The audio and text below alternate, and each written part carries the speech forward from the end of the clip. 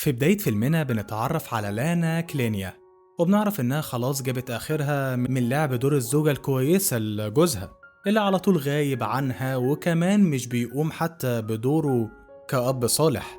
وبنشوف داني ابنهم هو قاعد قدام التلفزيون وبيكون مندمج قوي مع الماتش بتاع الكورة، واللاعب رايان هوكس بيباصي الكورة لزميله في الملعب. ولانا بتبقى بتتمنى لو جوزها إدوارد شايف قد إيه ابنهم داني يحب الكورة قوي، وشايفة يعني إن الرياضة دي أحسن بكتير من أي رياضة تانية وهتنفعه في حياته، على عكس يعني رياضة الملاكمة اللي جوزها مصمم إن ابنهم يكمل تدريب فيها. وبعد ما بتلبس ابنها بتقوله يلبس الكوتشي عشان ما يتأخرش على الماتش بتاعه. في الوقت ده إدوارد بيجي وبيقول لهم إنهم هياخدوا داني لمدرب الملاكمة القديم أول ما يخلص صفقة الشغل بتاعته. ولما لانا بتقوله ان داني حابب الكرة اكتر، ادوارد بيقعد يقدر فيها يعني بيقول لها انها مش فاهمة حاجة وانه عارف مصلحة ابنهم كويس. وفي المشهد اللي بعد كده بنعرف ان لانا بتحب تسجل اللحظات المهمة بالكاميرا بتاعتها، وهي بتتفرج على داني وهو بيلعب بتقعد كده تصوره.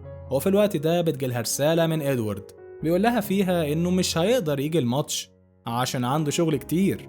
وبعد الماتش داني بيكون متضايق ان هو ما سجلش ولا هدف، فلانا بتحاول تشجعه وبتقوله انه مش لازم يسجل اهداف في كل ماتش يلعبه، وان حتى اللاعب المفضل عنده هوكس مش بيقدر يسجل اهداف في كل ماتش. ولما داني بيسألها عن باباه، لانا بتقوله انه عنده مشكلة في الشغل ومش هيقدر يجي. وبعدها بتغير الموضوع على طول وبتقوله انها صورته صور كتير عشان باباه يبقى يشوفها ويشوف ابنه قد ايه حريف. وبعد كده بعد ما ريان هوكس بيسجل هدف صعب للفريق بتاعه، بيكون فاضل له كده 3 أهداف ويكون حقق 27 هدف في موسم واحد. ولأن الدوري بيقرب فهو محتاج يبذل مجهود أكبر. وبعدها بيلي مدير أعماله بيقابله وهو متحمس جدا عشان يحتفلوا، وبيحكي له إن الأرسنال اتصلوا بيه تاني وإنه محضر له يعني عرض ما حصلش، وبيقول له إن الفريق اللي عايز يتعاقد معاه عنده استعداد يدفع له ضعف الأجر اللي بياخده ده، غير كمان يعني إنه مش هيكون في كل المشاكل اللي بيمر بيها مع الفريق اللي بيلعب فيه. وقتها ريان بيرميله بوسة كده في الهوا بيقول له حبيبي، وبعدها بيروح يقابل المعجبين بتوعه ويمضي لهم كده اوتوجراف وبيتصور معاهم. وبعدها ريان بيطلب من بيلي إن هو يعتذر بالنيابة عنه عن حضوره لحدث المؤسسة بتاعت ميكا ويش اللي كان المفروض يحضرها يوم الأحد الجاي، وبيقول له إنه محتاج يركز أكتر على مستواه في اللعبة وإنه عايز يعني يعمل سجل كويس. وبما إنه مش هيقدر يعمل ده، بيقول لبيلي يتبرع له يعني بجزء من الفلوس كتعويض لهم عن اعتذاره. وفي الوقت ده إليز مارتن حبيبته بتيجي وبتجري عليه تبارك له على السجل اللي حققه، وريان أول ما بيشوفها بيفرح جدا. وبعدها بيقول الجمهور بتاعه إنه قضى وقت حلو معاهم واستمتع جدا بمقابلتهم، بس هو دلوقتي محتاج يعمل حاجة مهمة. فبينزل على ركبه وبيطلع الخاتم لإليز وبيعرض عليها الجواز. وبعد ما إليز بتوافق بيحتفلوا مع الجمهور، وبيلي ما بيبقاش متفق مع قرار ريان ده وشاف انه اتسرع وبيقول له انه محتاج يفكر شوية في الموضوع. وبعد كده هما بيحتفلوا مع صحابهم، إليز بتبقى قاعدة كده تتفشخر وسط صحابهم بالخاتم اللي ريان جابهولها، وريان بيكون قاعد يشرب. وفي الناحية التانية لانا وداني وهم راجعين من الماتش، لانا بتشوف ادوارد وهو مع واحدة تانية واخدها البار. ولما بترجع البيت لانا بتجهز الصور بتاعة الماتش وبتطبعها وبتشرح لداني الصور بتطبع ازاي. في الوقت ده ادوارد بيرجع البيت وبيدخل أوضة لانا بتاعة الصور وبيعلق على الصور الجديدة اللي أخدتها. فداني بيديله الصورة اللي لسه عاملها جديد، ولما ادوارد بيسأله دي من أنهي ماتش، داني بيقوله إنها من الماتش بتاعه اللي فاته النهاردة. فادوارد بيعتذر له وبيسأله هو سجل أهداف في الماتش ولا لأ. ولما داني بيقوله إن هو ما قدرش يسجل أي أهداف، ادوارد بيقوله إنه طالما كده يبقى مفيش حاجة فاتته بقى. فلانا بتبوس راس ابنها وهي بتقوله يروح أوضته عشان يعمل الواجب. وبعدها بتواجه كده ادوارد بقى وبتقوله إنه ما كانش ينفع يفوت الماتش بتاع ابنه. فادوارد بيقول لها إنه كان عنده شغل وما كانش ينفع يسيب الشغل عشان يوفر لهم مصاريف عشان يلاقوا ياكلوا ويشربوا، ده غير ان الكاميرا بتاعت لانا لوحدها محتاجة مصاريف كتير. فلانا بتقوله انها شافته النهاردة وهو مع واحدة تانية، ولما ادوارد بيعمل نفسه من بنها لانا بتزعق فيه، فادوارد بيتعصب وبيقوم ماسك الكاميرا بتاعتها وحادفها في الارض وبيقولها ان هو حر ويعمل اللي هو عايزه وهي ملهاش حق انها تراقبه، وبيروح يضربها فلانا بتزقه عشان تدافع عن نفسها. وقتها بيتعصب وبيضربها اكتر، وفي الوقت ده داني بيبقى شايفهم يعني من ورا الباب فبيتدخل وبيروح يزق باباه عشان يبعدوا عن مامته. وفي الناحية التانية ريان بيبقى سايق العربية وماشي بيها بسرعة ومع إليز، واللي بتوريه وقتها إنهم طالعين ترند على مواقع التواصل الاجتماعي، وإن خبر خطوبتهم انتشر في كل حتة. وريان وهو باصص في الموبايل بيخبط عربية جاية عكس الاتجاه وبيعملوا حادثة. وتاني يوم الصبح لانا بتاخد ابنها بعد ما لمت حاجاتها المهمة، وبتبقى واخدة القرار ده وهي عارفة هي هتعمل ايه بعدين، بس بتقول لنفسها ان دي مصلحة يعني لابنهم. واول ما بتقفل شنطة العربية ادوارد بيشوفها وبيكون لسه راجع من بره، ولما بيواجهها لانا مش بترد عليه. ولما بتبقى رايحة تركب العربية ادوارد بيمسكها وبيقول لها انها باللي بتعمله ده بتخرب البيت، بس بالنسبة للانا البيت بيكون خربان من قبلها بكتير. فبيفكرها انها ما حلتهاش مليم، وانها مش هتعرف تصرف على الولد وهتجوعه كلها كام يوم وترجع له وهي ندمانة وتتحايل عليه انه يرجعهم البيت. في الناحية التانية ريان بيفتح عينه ويلاقي نفسه في مستشفى. وقتها أول حاجة بتيجي في باله هي إليز، فبيقعد يسأل عليها وعن حالتها، فبيلي بيروح له كده عشان يطمنه. وقتها ريان بيحس إن رجليه فيها حاجة غريبة، فبيلي بيحاول إن هو يقوله الموضوع ببساطة على قد ما يقدر، وبيقوله إن رجليه اتأثرت من الحادثة شوية، بس الدكاترة حلوا الموضوع. ولما ريان بيحاول يتحرك بيلاقي إيده متكلبشة في السرير، وبيلي بيقول له إيه؟ في مشكلة بسيطة برضه، وهو إن المحامين بتوعه شغالين عليها، وده لأنه كان سايق وهو سكران، وكمان لقوا معاه في العربية أزاز كحول، فالتهمة لابساه، بس هما برضه مش سايبينه وهيحلوا الموضوع. في اللحظة دي ريان بيستوعب إن هو مش يقدر يلعب في الدوري، وإنه كان مستني الفرصة دي بقاله كتير وشغال على نفسه عشان يوصل للسجل اللي عايز يحققه. فبيلي بيقول له ما يفكرش في التفاهات دي، وبيأكد له إنه هيرجع الملعب من تاني في أقرب وقت وهيعمل كل اللي هو عايزه. وبيلي بيبقى فاهم دماغ ريان بس بيهزر معاه، وبيقول له وقتها هو كان بيفكر في ايه وهو بيعمل كده، ولا هو فاكر نفسه ابن مين عشان يسوق بالسرعة دي وهو سكران. فريان بيضحك على كلامه، وبعدها بيلي بيقول له انه هيقف بره وانه المفروض يرتاح دلوقتي، ولو احتاج حاجة يعني يبقى ينادي عليه. في الناحية التانية بنشوف لانا وهي قاعدة في بيت جدتها على الترابيزة وحزينة على الكاميرا بتاعتها اللي اتكسرت، وجدتها مارينا بتسألها إذا كانت متأكدة من قرار إنها تسيب جوزها ده. وقتها لانا بتوريها الكدمات اللي على جسمها من خناقة اليوم اللي قبله، فمارينا بتفهم السبب وبتقول لها إنها ما كانتش تعرف إن ده بيحصل معاها، ولانا بتقول لها إن ده عشان هي كانت حريصة على إنها ما تطلعش أسرار بيتهم لحد، وإنها كانت محرجة إنها تعرفهم باللي بيحصل معاها في بيتها كمان. وبعد ما مارينا بتعرف بتقول لها إنها ما عندهاش مشكلة خالص تقعد معاها وتعتبر البيت بيتها، وإنها مبسوطة أصلا إنهم جم يقعدوا معاها. فلانا بتقول لها إنها قررت تنزل يعني تشتغل من بكرة، هتنزل تدور على شغل في الفندق اللي مامتها كانت بتشتغل فيه قبل ما تموت. فمارينا بتقول لها إن الناس دول مش هيقدروا يرفضوها أصلا، وده لأن مامتها سمعتها وسطهم كانت كويسة جدا والكل كانوا بيحبوها هناك. وبعدها بتقول لها إنها هتاخد بالها من داني في وقت ما لانا هتكون في الشغل، وإنها كمان هتعمل له اللي هو عايزه وهتعلمه إزاي يساعدها في شغل البيت. ولما داني بيسمع ده بيقول لها إن عنده حساسية من شغل البيت.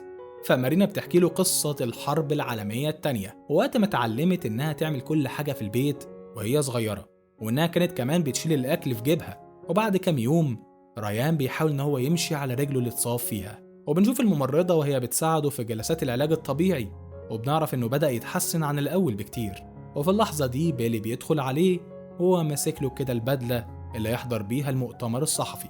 وفي المشهد اللي بعد كده بنشوف ريان وهو لابس البدلة وقاعد في المؤتمر والكاميرات كلها عليه وهو بتصوره، وبيلاقي إن الصحفيين اللي كانوا طول الفترة اللي فاتت دي واقفين في صفه بينشروا أخباره اللي كويسة دلوقتي قلبين عليه ومحدش طايقه بسبب اللي عامله، وبيلاقي إن فيه هجوم كبير قوي عليه.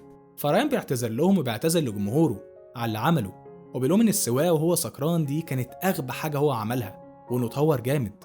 وبيعتذر كمان لزمايله في الفريق لأن ده معناه إنه مش هيقدر يلعب معاهم في الدوري السنة الجاية بسبب الإصابة اللي اتصابها. وتاني يوم الصبح لانا وهي ماشية في الشارع بدور على شغل بتلاقي عربيتها بتتجر، فبتجري على الونش وبتقول لهم يدوها عربيتها. فالراجل بيقول لها إن صاحب العربية هو اللي طالبها ومبلغ إن هو عايزها. ولما لانا بتقوله إن عربيتها هي، الراجل بيقول لها إن العربية متسجلة باسم واحد اسمه إدوارد. فلانا بتطلع محفظتها وبتحاول ترشيب الفلوس، بس مش بتلاقي معاها فلوس كفاية، فبتضطر في الآخر إنها تروح مشوارها مشي. في الوقت ده ريان بيبقى قاعد في بيته بيعزف على البيانو، وقدامه إزازة بيرة سخنة ومسكن.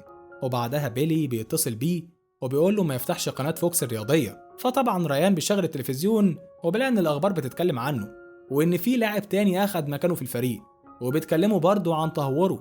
وبيفهم من كلامهم إنهم عايزين يقول له إنها راحت عليه من الآخر. وبيلي بيقول له ما يظهرش كتير ويكمل يعني خدماته الاجتماعية عشان ما يخسرش اللي باقي من جمهوره. وبمجرد ما كل ده يخلص وقتها الناس كلها هترجع تحبه، والنوادي كمان هترجع تتحايل عليه. وفي الناحية التانية في إدارة التعيين في الفندق، المديرة بتتكلم مع لانا بخصوص موضوع الطلاق، وبتحكي لها إنها هي كمان وقت ما كانت بتطلق سافرت من البلد فترة يعني لحد ما تستقر عندها الدنيا. ولما رجعت وقتها طليقها ما عرفهاش بسبب إنها كانت اتغيرت 180 درجة. وبعدها بتديها الكتالوج بتاع برنامج تدريب كده الشركة بتاعتهم، وواحد من البرامج التدريبية دي بيكون في خطوط السفن. وبتقول لها إنها لو وافقت على واحدة من العروض دي وقتها تسافر فترة. وبالليل لانا بتحكي لابنها إنها لقت شغل بس برا البلد.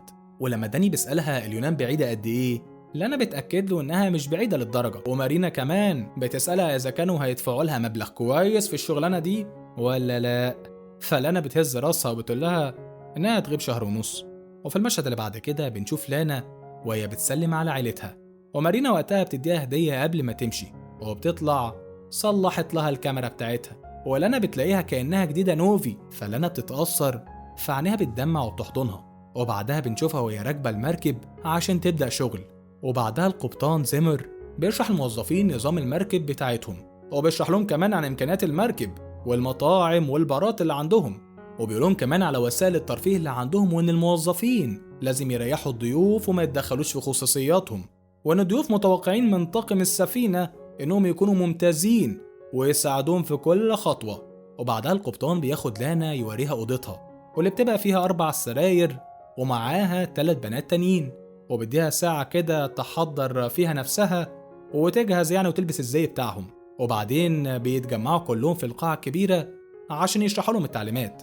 واتنين من البنات اللي معاها في الأوضة أساميهم سابينا وأنجيلا، بيتعرفوا عليها وبيبقوا أصحاب عشان بيكونوا عشريين. بس أماندا بتبقى بنت تناحة شوية، في تناحة منها كده بتبظ.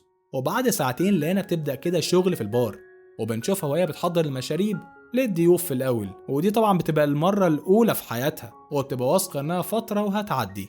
وفي الناحية التانية إليز بتبقى مع صحابها في الحفلة، ولسه قاعدة بقى تتفشخر بالخاتم بتاعها وبيتكلموا عن ميعاد الفرح. في الوقت ده ريان بياخد بعضه وبيطلع يقعد على الرصيف، وهو بيشرب عشان ينسى اللي حصل له، ودي بتبقى الكوباية رقم 14.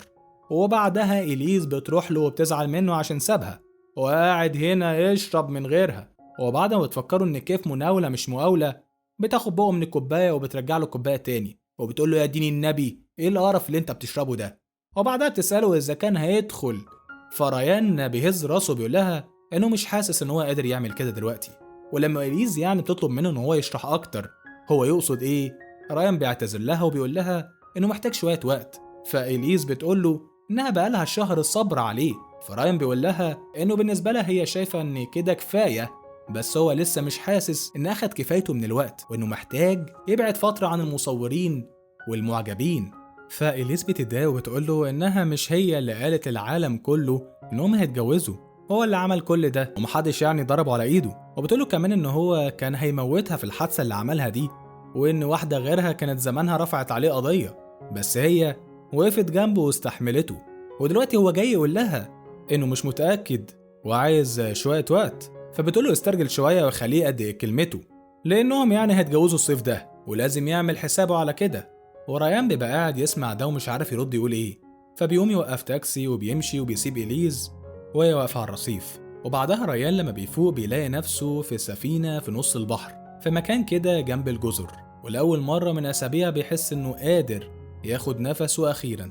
وهو واقف بيتفرج كده على المنظر اللي قدامه وبيسرح في جمال البحر قدامه، بيلاقي بيلي بيتصل بيه، فريان بيرد عليه وهو متقدر وبيلي بيكون عايز يعرف مكان ريان لأنه بقاله يومين مختفي، وبيسأله هو بيفكر في إيه، لأنه ما ينفعش يمشي فجأة كده لأنهم وراهم حاجات كتير.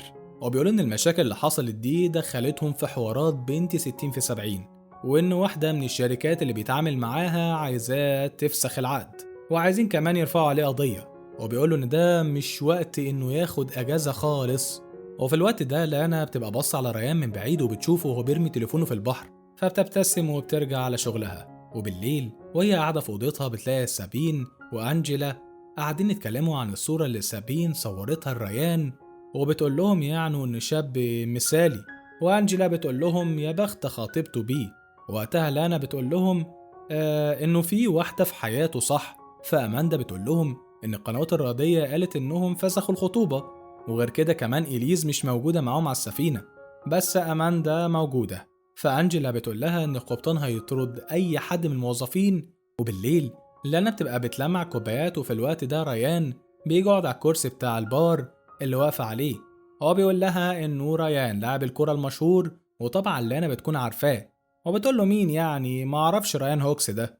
ولما ريان بيسمع ده بيتضايق وبيحس إنه عمره في حياته ما يقدر يهرب من الجمهور بتوعه، فبيسألها إذا كان في مكان يقدر يستخبى فيه ولا حاجة. فلانا بتبتسم وبتسأله هيطلب إيه.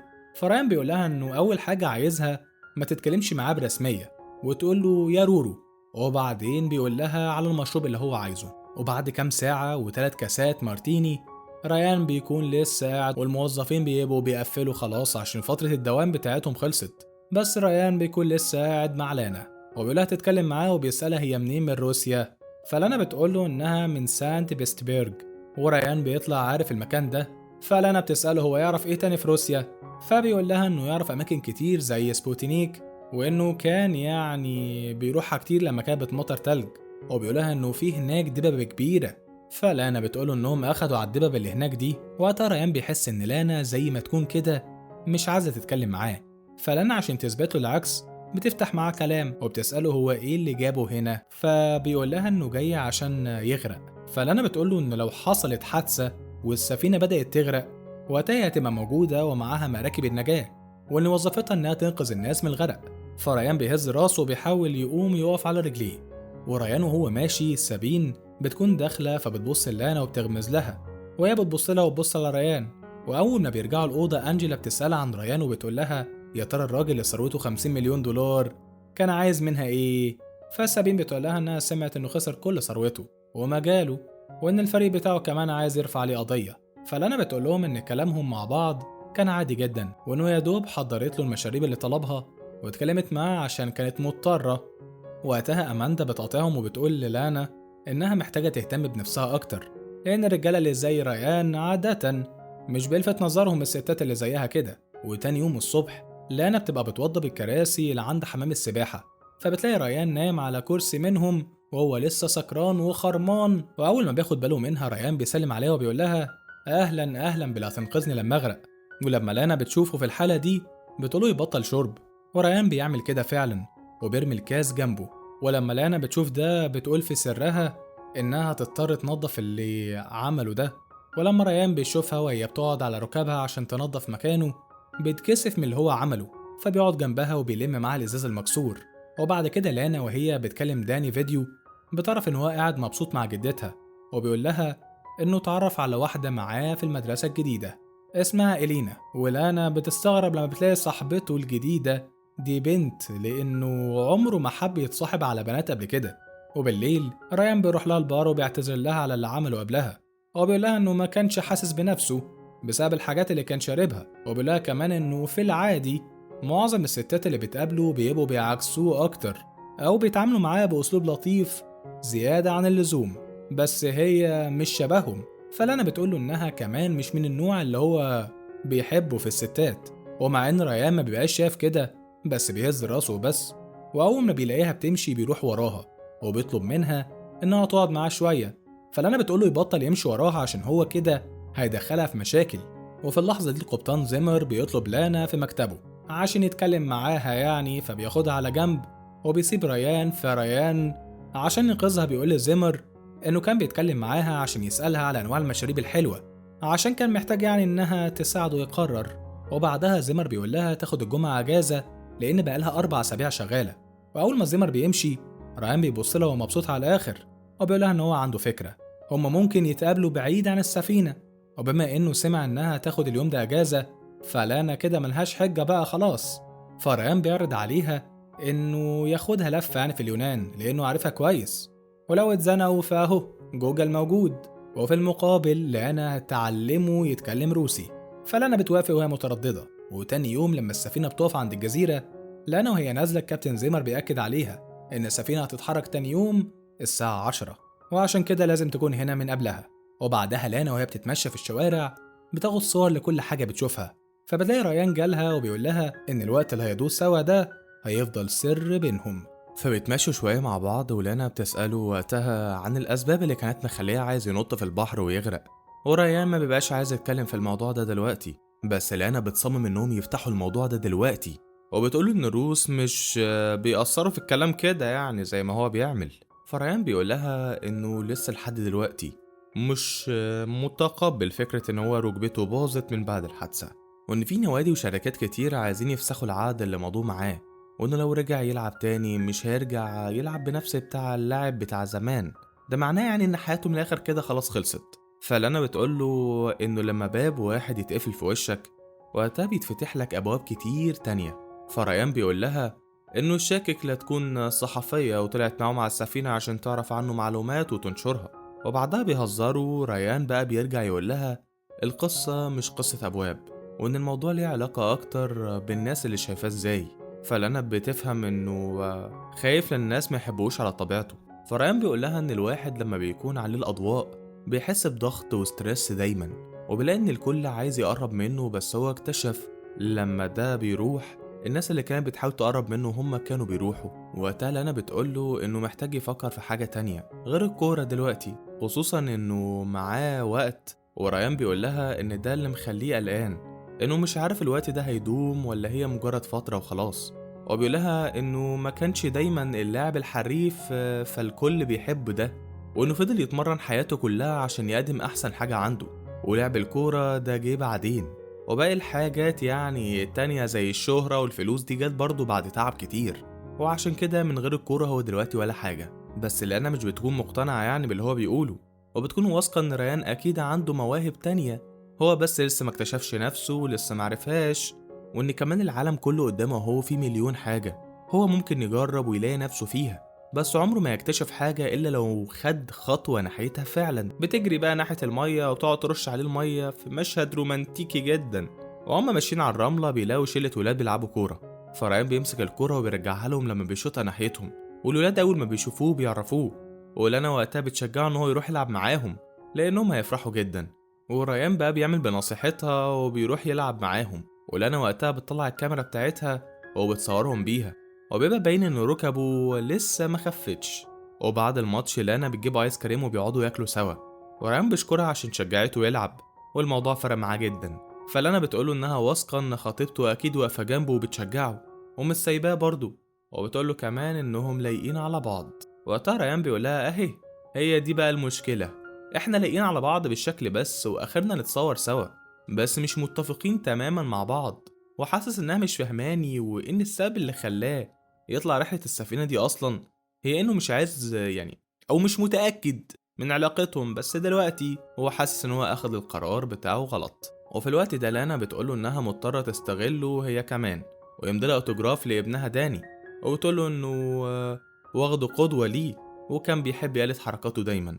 وبعدها ريان بيعزم لانا على العشاء وبيقولها إنه يعرف مطعم هنا حلو جدا و5 نجوم، بس لانا بتبقى مترددة وريان بيحاول يقنعها.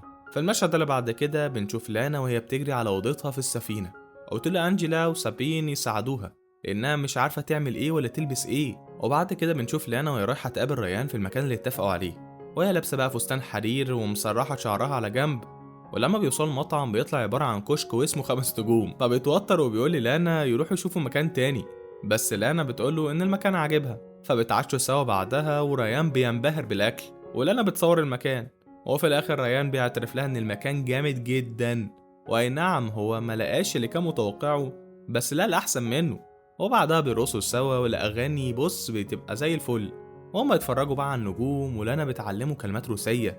وقتها ريان بيقول لها إنها قدرت تخليه ينسى كل المشاكل والحاجات السلبية اللي حصلت معاه وما يفتكرش غير الحاجات اللي كويسة. وتاني يوم الصبح لانا بتصحى تلاقي الشمس طلعت، فبتخاف للسفينة تكون مشيت وسابتهم، فبيجروا على هناك وبيلحقوها قبل ما تتحرك. بس الزمر بياخد باله طبعا وبيبقى واقف مستني لانا وبيقفشها وهي ماشية على طراطيف صوابعها، فبيقول لها إنها ما أكدتش على وجودها بالبطاقة امبارح، وأصحابه بيبقوا حاولوا يداروا عليها بس هو بيكون أخد باله وعرف هي كانت فين. وبيلاقي إن في واحد يعني يعرفه شافها وهي بتتمشى على الشط مع ريان هوكس، وده طبعا ضد القواعد بتاعت الشغل عندهم. ولما لانا بتحاول تبرر زمر مش بيديها فرصة، هو بيقول لها إن الغلطة اللي عملتها دي هما مش هيسامحوا عليها، والأحسن دلوقتي إنها تلم حاجتها وتمشي من على السفينة. فلانا بتروح تلم حاجتها وهي زعلانة، وريان بيروح وراها وهو متعصب من اللي حصل لأنها ما كسرتش القوانين دي على السفينة بس. فلانا بتقوله يفكوا بقى من الموضوع ده لأنها اتحركت بما فيه الكفاية اليوم ده. وريان عشان ما يسيبهاش زعلانة بيقول لها إنه عايز يعوضها عن اللي حصل بما إن الغلطة غلطته، فبياخدها منتجع هو كان بيحب يجي فيه وبيفتكر أيام زمان، وده بيخليه يبقى عايز يفضل هنا فترة أطول. فبيحجزوا أوضتين كده يباتوا فيهم. وتاني يوم الصبح لانا بتكلم جدتها وداني بيتقول لهم إنها جاية كمان كام يوم، وداني بيتفاجأ لما بيلاقي إنها مش في المايكونز زي ما قالت له. فلانا بتتوتر، وبعد شوية ريان بيلاقيها قاعدة كده تسرح شعرها، فبيجيب لها سلسلة على شكل قلب اللي شافوها هم على الشط. وقتها لانا بتقول لريان إنها مش عايزاه يفتكر إن علاقتهم دي هتكمل، وبتفكر إن هو خاطب أصلا وإن حياته متبهدلة على آخر. فبيقول لها وقتها إن هو طلع الرحلة دي عشان سبب معين، وإن هو وإيليز مش مكتوب لهم يكونوا مع بعض. بس لانا مش بتقتنع بكلامه وبتقول له إن كل واحد فيهم حياته مختلفة تماما عن التاني، وهي قانونا تعتبر لسه متجوزة. وبتقول إنها كانت عايزة تقوله على الموضوع ده من بدري، بس ما افتكرتش إن الموضوع بينهم هيوصل للدرجة دي، وكانت فاكراهم يومين يعني وهيعدوا كل واحد فيهم هينسى التاني.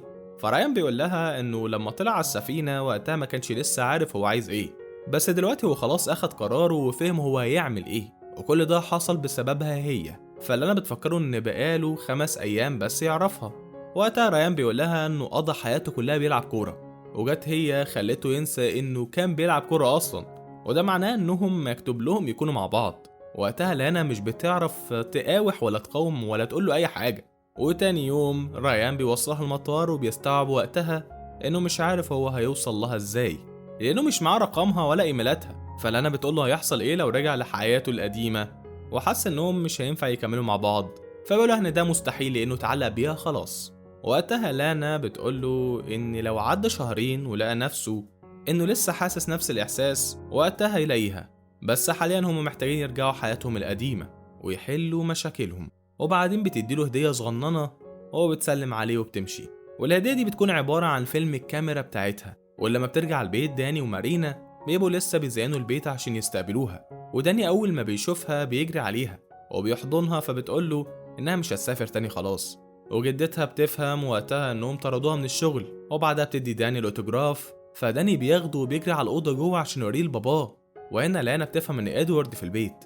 وبعدها لانا وهي بتساعد جدتها في المطبخ بتقولها هي ليه خلت إدوارد يجي، فمارينا بتقولها إن في الأول في الآخر يبقى أبو ابنها، وإن لما داني كلمه وقال له يجي هي ما قدرتش إنها تقوله لأ. وطول الأسبوعين اللي فاتوا إدوارد كان هنا مع ابنه. وبعد فترة لانا بتلاقي شغلانة في بار، وبعدها تطلب من إدوارد إنهم يتقابلوا بره البيت عشان يتكلموا. فبيحكي لها وقتها وقد إيه بقى قريب من داني وعلاقتهم بقت كويسة، وإنه كمان أخده يلعب ملاكمة والولد طلع حريف فيها. فلانا بتقاطعه وبتديله أوراق الطلاق، وإدوارد بيقول لها إنها لو عايزة تتطلق يبقى داني هيقعد معاه وهي مش هتشوفه غير لما هو يسمح بده. ولانا لما بتسمع ده بتعترض طبعا وبتقوله إنها ما بقتش تخاف منه. فإدوارد بيبص لها كده ومستغرب ومش فاهم هي ازاي اتغيرت فجأة كده، وإن ده معناه إن في حاجة أو في حد جديد في حياتها وشكلها كده على علاقة مع حد، وطالما كده يبقى تخلي عاشقها هو اللي يحاسب بقى على كل حاجة، ومن ضمنها كمان يتحمل مصاريف داني. وبيقول لها إنه مش هيديها حاجة، وبياخد الأوراق وبيمشي من المكان. وفي الناحية التانية نتيجة التحاليل بتاعت ريان بتقول إن هو خف خالص ورجع لحياته الطبيعية، وإنه قدر يخف في فترة قصيرة. وأي نعم لسه قدامه فترة تعافي عشان يرجع الملعب، بس يعتبر كده إن الخطر راح. وبعدها بنشوف لانج وهو ماسك مجلة فيها إشاعات عن ريان وعلاقته بالست الشقرة، وبيقول لبيلي إن ريان كان ماشي بدماغه طول الفترة اللي فاتت وإنه هيضطر يفسخ العقد معاه. فريان بيقوله إن هو لما يرجع الملعب وقتها لانج هيتحايل عليه عشان يتعايد معاه وهو مش هيديله وش. فلانج بيقوله وريني شطارتك، وبينهوا الاجتماع. وفي الوقت ده بيلي بيكون متفق مع لانج بخصوص إن ريان محتاج يعمل مجهود كبير عشان يثبت نفسه، وإنه محتاج لانج جنبه عشان يقدر يحقق ده، وإن مفيش حد تاني غير لانج هيقدر يساعده. فريان بيقوله هو مش فاهم هو بيتكلم عن إيه، وبيلي وقتها بيتفاجأ من رد فعل ريان وبيتعصب وبيقوله ما يتصلش بيا عشان هو هيغيب يومين. وفي المشهد اللي بعد كده بنلاقي ريان رايح الفندق اللي لانا بتشتغل فيه، وفي الوقت ده داني بيتصاب وهو بيلعب مع الولاد في الشارع. فلانا بتاخده وبتجري بيه على المستشفى، والدكاترة بيقولوا لها إنهم مش هيقدروا يعملوا له أي تحاليل لحد ما الورم اللي في دماغه يخف، وإنه حاليا دخل في غيبوبة وإن حياته في خطر. في الوقت ده ريان بيروح يستنى لانا في المكان اللي كانوا متفقين عليه، بس مش بيلاقيها، بس هي بتبقى في عالم تاني ومرعوبة على ابنها.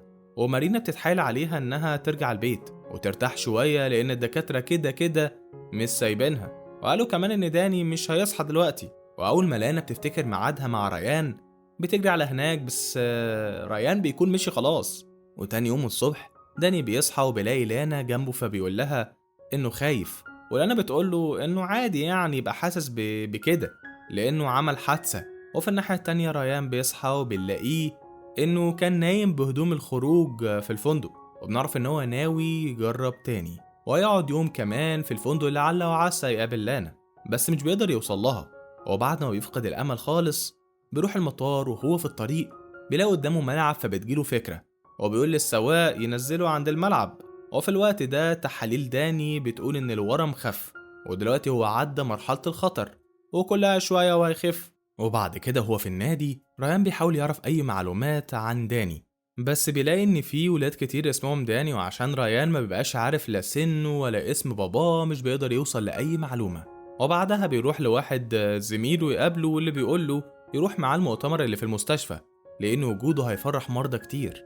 هما في المستشفى ريان بيبقى مع الممرضين وبيقولوله إن في ولد بيحبه جدا في الأوضة التانية، فالدكتور بياخده لأوضة كده بتاعت داني عشان يقابله. ولما ريان بيدخل بيتفاجأ لما بيلاقي الولد مزينة الأوضة كلها بصور وحاجات لريان من كتر ما هو بيحبه. وقتها ريان بيقوله إنه فاهمه لأنه مجرب موضوع الإصابة وقت اللعب ده. ولما بيسأله هو عمل حادثة إمتى الدكتور بيقوله إنه من يومين. فريان بيعزمه على الماتش اللي هيلعبه في لوس أنجلوس، وهو ماشي بيشوف المنديل اللي كان كاتب عليه لداني وقت ما لانا طلبت منه. ولما بيسأله هو جاب المنديل ده منين، داني بيقوله إن مامته هي اللي جابته له وقالته إن ريان كان راكب معاها نفس السفينة. في اللحظة دي ريان إيديه بتبقى بترتعش وبيسأل داني على اسم مامته، فبيقول له لانا. ولما ريان بيسأله هي فين؟ قول لي هي فين؟ داني بيقول له إنها مشت من شوية وزمانها دلوقتي بتعدي الكوبري. فريان بيطلع جري عشان بيكون عايز يلحقها المرة دي، ولما بيبقى هيعدي الكوبري بيقفل، وبيشوف وقتها لانا وهي ماشية من الناحية التانية، فبينادي عليها بس لما تبص وراها ما بتبقاش شايفاه. فبيقرر إن هو ما يضحيش وبيحسب المسافة، فبيقوم طالع يجري وبينط من فوقه وبيوصل للانا. ولما بتسأله هو عارف مكانها ازاي بيقولها ان داني هو اللي ساعده.